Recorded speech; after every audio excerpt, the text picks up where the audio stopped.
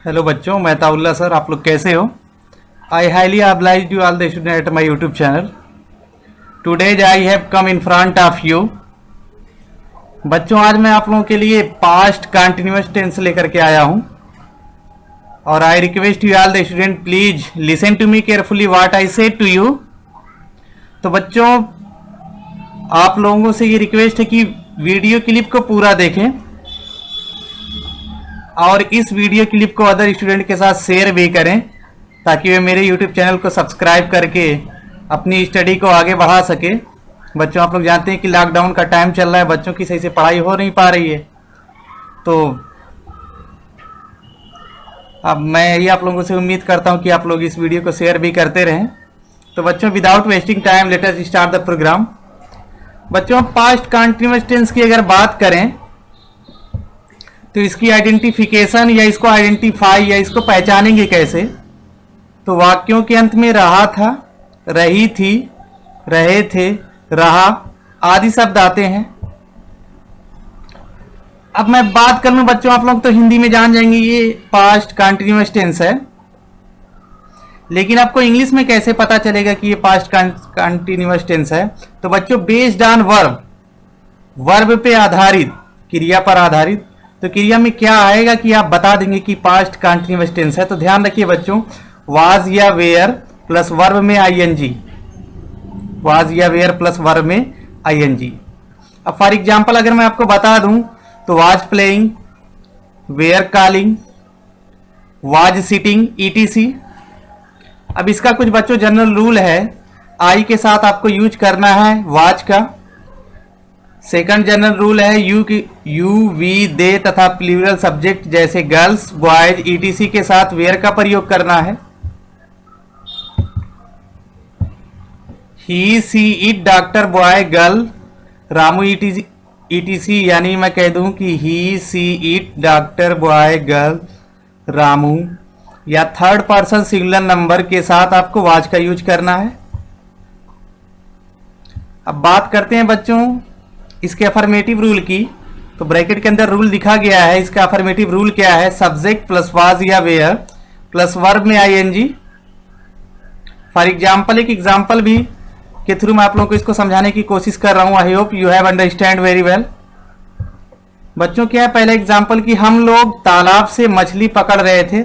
अब यहाँ पे देखेंगे इस सेंटेंस में हिंदी में लिखा गया ये सेंटेंस, और आप लोग जानते हो कि हम लोग हिंदी से इंग्लिश में ट्रांसलेशन करना सीखते हैं और इसी से हम अपनी इंग्लिश स्पीकिंग इम्प्रूवमेंट भी करते हैं। और किसी भी लैंग्वेज को जानने के लिए आप लोग को ग्रामर आना चाहिए, और खासकर इंग्लिश इस समय प्रोफेशनल लैंग्वेज है, ये ज़्यादातर यूज की जा रही है। तो I hope you have to understood very well.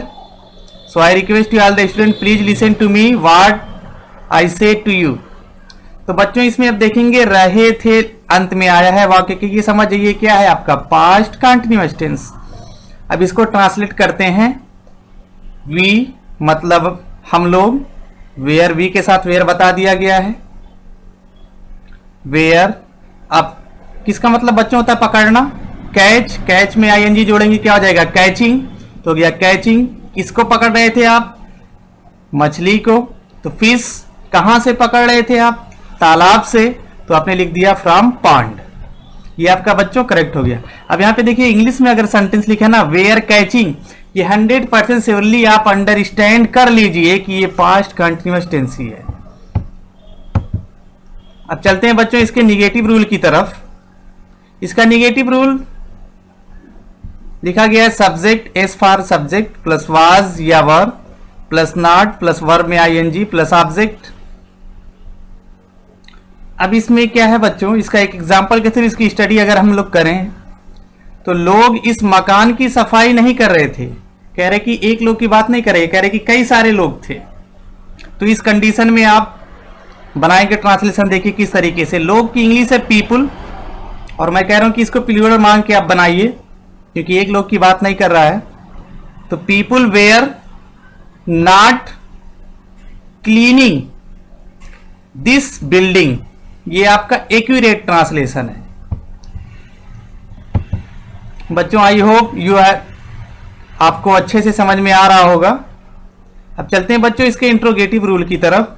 तो इसका इंट्रोगेटिव रूल क्या है, WH या फिर हाउ। WH का मतलब आपको कई बार बताया गया, what, when, where, who, whose, which, whom, who, why, etc। How के साथ भी अकेले, ये हाउ कभी अकेले भी आता है, कभी आता है हाउ मेनी। अगर हाउ मेनी आ जाए तो समझ लीजिए संख्या के लिए यूज किया गया, काउंटेबल नाउन। और हाउ मच अगर आ जाए तो ये समझ लीजिए यूज किया जाता है अनकाउंटेबल नाउन, जिस नाउन की गणना ना की जा सके। तो इसके रूल की बात करें, WH या हाउ कामा वाज या where plus subject plus verb ing plus object plus question mark. Question mark is must in the interrogative sentence. I say all the student please do not ignore it. बच्चों छोटी छोटी mistake आप लोगों की English को बेकार कर देती है।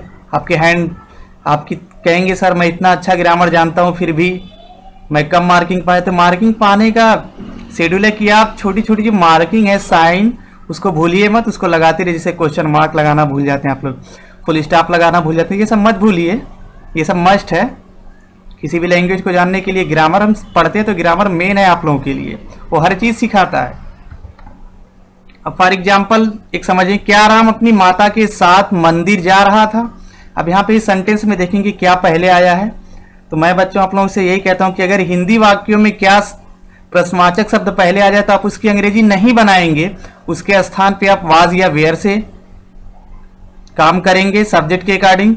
लेकिन अगर यही प्रश्नवाचक शब्द हिंदी वाक्यों के बीच में आ जाता है तो सबसे पहले आप उसकी अंग्रेजी बनाएंगे, फिर उसके बाद वाज या वेयर से लिखेंगे। तो यहाँ पे प्रश्नवाचक शब्द स्टार्ट में आया है, शुरुआत में आया है, तो इसी के लिए बच्चों आप लोगों को इसकी इंग्लिश बनाना नहीं है, वाज या वेयर से काम चलाना है अकॉर्डिंग टू सब्जेक्ट।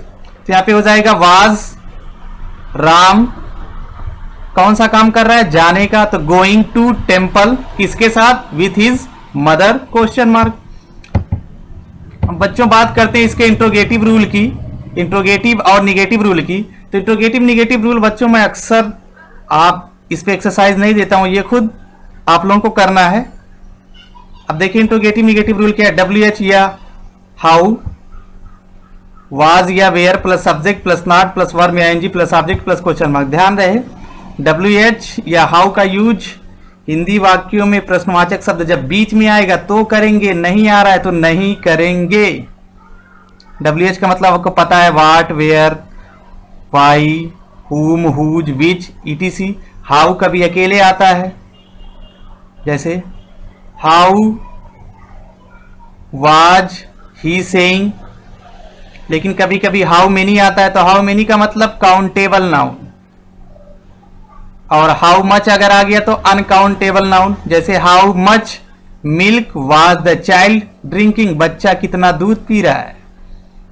ये है। तो आई होप बच्चों you have understand very well. और ध्यान रहे कि प्रश्नवाचक शब्द अगर हिंदी वाक्यों के बीच में आ रहा है तो उसकी अंग्रेजी सबसे पहले आप बनाएंगे, जो डिपेंड करता है WH टाइप का है या फिर हाउ टाइप का है। हाउ की हिंदी क्या होती है, कैसे। हाउ मेनी आ जाए तो कितना, हाउ मच मतलब कितना, लेकिन दोनों में अंतर आपको बता दिया गया है कि हाउ मेनी यूज किया जाता है काउंटेबल नाउन के लिए, हाउ मच यूज किया जाता है अनकाउंटेबल नाउन के लिए, और WH का मतलब आपको बता ही दिया गया है।